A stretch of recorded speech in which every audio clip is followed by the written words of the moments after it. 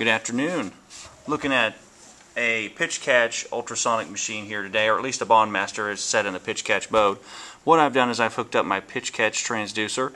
Basically, this is an older style. It's a Nortec BMP-1 there. Perfect for pitch catch, which is a nice thing for us, especially when we're dealing with composites, because we don't have to deal with any extra couplers. Let me back you out here, kind of take a look at what I'm looking at. This is just a composite structure, aluminum skins on both sides with an aluminum core in the middle. What I've done is I've created a known defect in this piece. The best thing that you're going to need, or the best thing that you would have when you're actually operating your Bondmaster in the pitch catch mode, is a known defect part as well. So this is the older model over here. This is the Sonic Bondmaster, the original. This guy over here is the Sonic Bondmaster 1000. Okay, both of these machines operate exactly the same. On this one over here, I've hooked up a resonance probe, but I hooked up a resonance probe just to show you the similarity between the types of screens. So I got dual screens over here.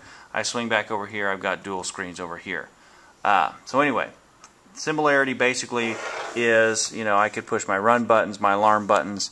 These alarm buttons are going to be good for me to move them around. I push alarm, and then if I want to move this thing around, I push size and position. This is going to allow me to change where my box actually is.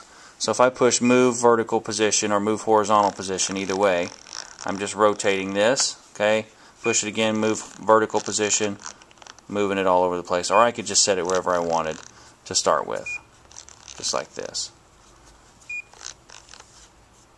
So I'm just moving it around just for kicks and grins. Now, with that, I could go back to my alarm button. I could set a positive or a negative gate, meaning inside or outside the box. I could turn the horn on, which is going to make it loud. Okay, if I wanted to turn it up, I could turn it up, but I'm just going to barely turn it on there for you. And then we're back to that size and position thing again. So if I just want to go back to run, it takes me back to my run screen with my new setup parameters. So I could come back over here with this, again, with my pitch catch probe that I've hooked into my Bondmaster. I could set it, which I already have, but just to show you that we can change it around, I'm going to come over here. I pushed alarm on this one, push limits here, and I can move this thing around wherever I wanted to. Okay, and for now, let me get on the other side here so you can see what I'm doing.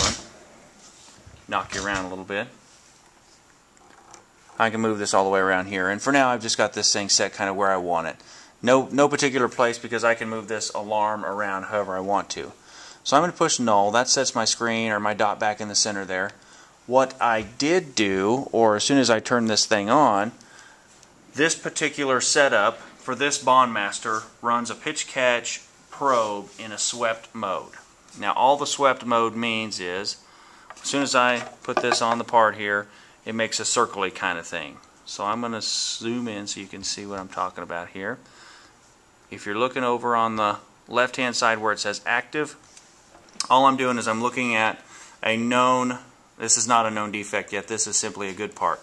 So if I wanted to save that, I could save that and say, alright, something that looks like that inside of my box is a known good part, and anything like this that jumps outside of my box is going to be a bad part.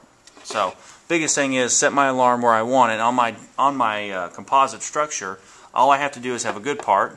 Okay, so I set on my good part. Somehow, someway, and I could jump around here and I could slide this thing around, but it's going to make all kinds of squeaky noises. So I'm not going to do that. Set on my good parts here, and then if I have a bad part, which I do, a known bad part here, a known defect, that thing's going to pop out right at me. Now, depending on your location of your defect, just so you can see what I'm talking about for a defect here, I'm going to back you up just a little bit and show you what I've done. I've just crushed some of this core back to simulate a delamination between the top skin here and this core. So I could do that from the back side, I could do that all on both sides.